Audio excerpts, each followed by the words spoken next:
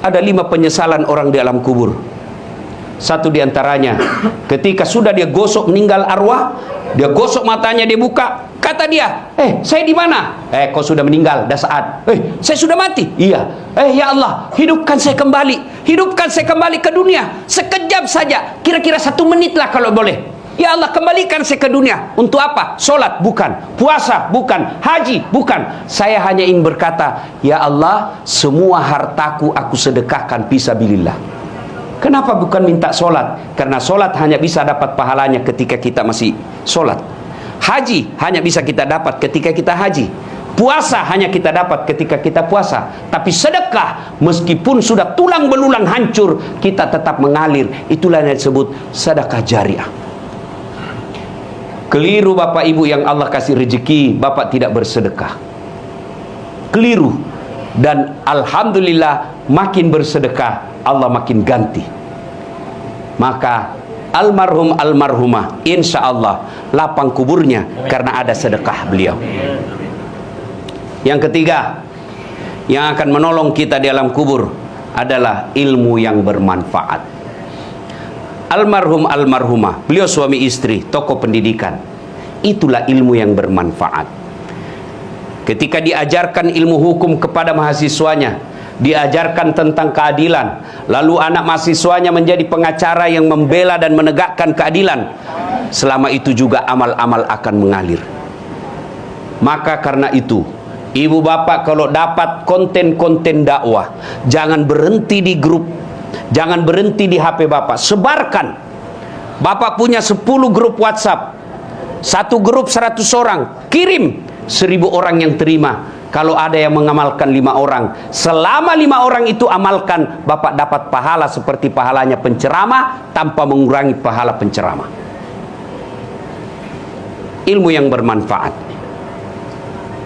adalah yang bisa menyelamatkan kita di alam kubur.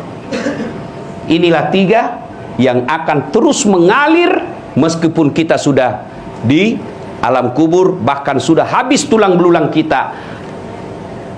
Anak yang soleh dan soleha, sedekah harta, kemudian ilmu yang bermanfaat. Dan orang yang ada di alam kubur sekarang masih transit, belum sampai surga, termasuk Rasulullah Muhammad SAW. Dan siapa yang paling menderita di alam kubur?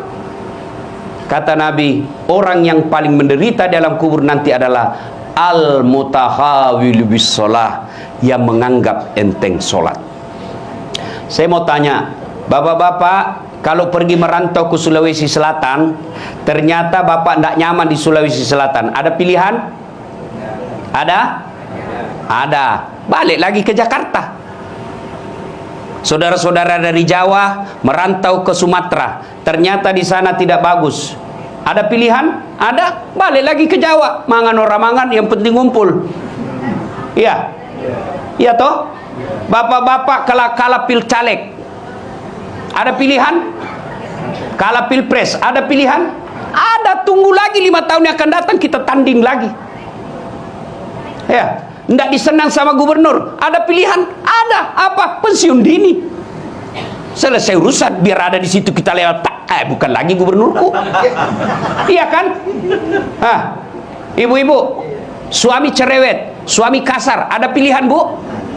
Ada. Pulangkan saja aku pada ibuku atau ayahku. Selesai. Ya, bapak-bapak punya istri cerewet, ngamuk aja kerjanya, nggak tahu menghargai suami, ada pilihan? Ada. 2 pilihan, 1 tambah jadi 2, 2 cerai. Ada pilihan pak. Maknanya bapak menderita di dunia masih ada pilihan. Dan tidak ada orang menderita di dunia dari bangun sampai tidur sampai bangun lagi menderita 24 jam. Tidak, pasti ada senyum-senyumnya.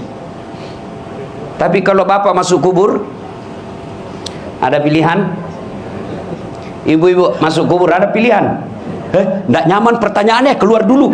Begitu bapak keluar, viral satu dunia pak. Ya. Dan siapa orang menderita di kubur? Al-mutahawil bis sholah, yang menganggap enteng sholat.